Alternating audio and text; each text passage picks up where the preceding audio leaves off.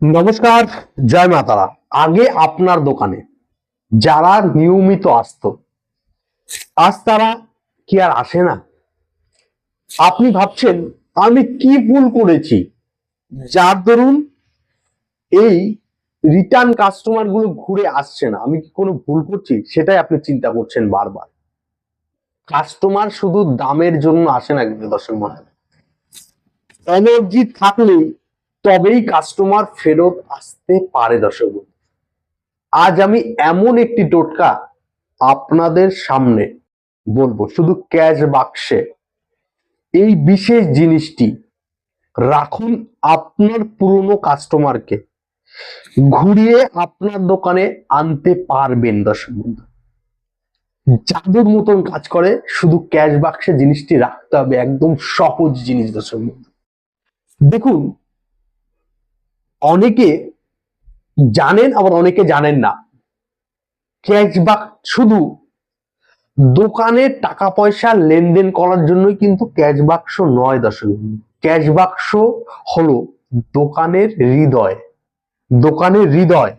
এই ক্যাশ বাক্সে যখন কোনো খারাপ শক্তি, নেগেটিভ শক্তি জমে যায় না, তখন কাস্টমার আর ফেরত আসতে চায় না। দর্শক বন্ধু, পুরনো সম্পর্ক ভেঙে যায়, পুরনো কাস্টমারের সঙ্গে সম্পর্ক ভেঙে যায় এবং দোকান ধীরে ধীরে একটি নেগেটিভ শক্তিতে রূপান্তরিত হয়ে আপনার দোকানটাকে ঘিরে ধরে, যার দরুন আপনার দোকানের বেচা কেনা দিন দিন কমতে থাকে। দর্শক বন্ধু, একটু মন দিয়ে প্রথম থেকে শেষ অবধি না টেনে দেখুন, কেন এই ভিডিওতেই আমি বলবো কি করবেন, কি করলে আপনার পুরনো কাস্টমার আপনার দোকানে পুনরায় ফেরত আসবে।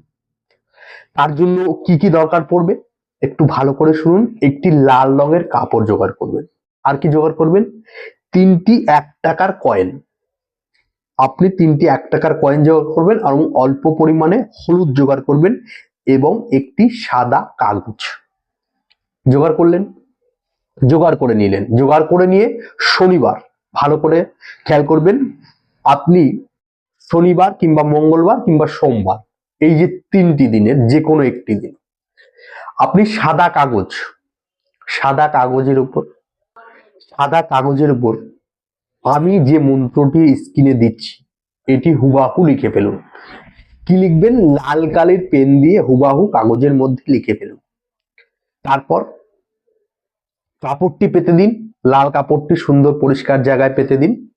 পেতে দেওয়ার পর তার উপরে সেই কাগজটি দিয়ে দিন, সেই কাগজটিতে এই মন্ত্রটি লিখেছেন। তারপর সের উপরে 3টি 1 টাকার কয়েন দিয়ে দিন। দর্শক বন্ধু, তারপর অল্প পরিমাণে হলুদ দিয়ে দিন সেই 1 টাকার কয়েনের উপর এবং কাগজের উপর। দেয়া হয়ে গেলে আপনি সেটাকে মুড়ে আপনি একটি পুটুলি তৈরি করে ফেলুন। পুটুলি তৈরি করে আপনি আপনার ক্যাশ বাক্সের একদম নিচে সেটিকে রেখে দিন। যখন রাখছেন তখন মনে মনে আপনার শ্রীবৃদ্ধি, আপনার দোকানে যাতে উন্নতি হয় সেটি কামনা করুন আর রাখুন। টানা 7 দিন আপনি খেয়াল করুন, দেখতে পারবেন আপনার দোকানে পুরনো কাস্টমার কিংবা পুরনো যারা এসেছিল তারা আবার ফেরত এসছে এবং বলছে, দাদা আমি এলাম অনেকদিন পর আপনার দোকানে। বিশেষ করে কিছু কথা আপনার মনে রাখতেই হবে, যে কথাগুলো আপনি ক্যাশ বাক্স কোনো সময় ফাঁকা রাখবেন না। একটি খুচরো পয়সা হলেও সবসময় ক্যাশ বাক্সে রাখার চেষ্টা করবেন। শুক্রবার বিশেষ করে কোনো টাকা কাউকে ধার দেবেন না। ক্যাশ বাক্স দিয়ে ক্যাশ টাকা কাউকে দেবেন না, বিশেষ করে শুক্রবার। কোনো সময় তো দেবেনই না, শুক্রবার বিশেষ করে দেবেন না। ক্যাশ বাক্সে যেন পুরনো বিল, পুরনো নোংরা কোনো কিছু জমা না থাকে। এই 3টি জিনিস খেয়াল করতে হবে দর্শক বন্ধু। তাহলেই আপনি আপনার পুরনো কাস্টমারকে ফিরে পাবেন। এই টোটকাটাও আপনার জীবনে প্রভাব ফেলবে দর্শক বন্ধু।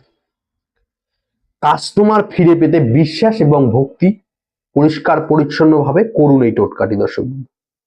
চুপচাপ করুন, কাউকে বলবেন না, একদম আড়ালে করার চেষ্টা করুন। দেখবেন ফল আপনি পেতে বাধ্য দর্শক বন্ধু। এই ভিডিওটি যদি আপনাদের একটু ভালো লাগে একটি লাইক করবেন, আর এই ধরনের ব্যবসা রিলেটেড টোটকা পাওয়ার জন্য চ্যানেলটিকে সাবস্ক্রাইব করতে ভুলবেন না। আজকের মতন বিদায় নিলাম। ভালো থাকুন, সুখে থাকুন, অপরকে ভালো রাখুন।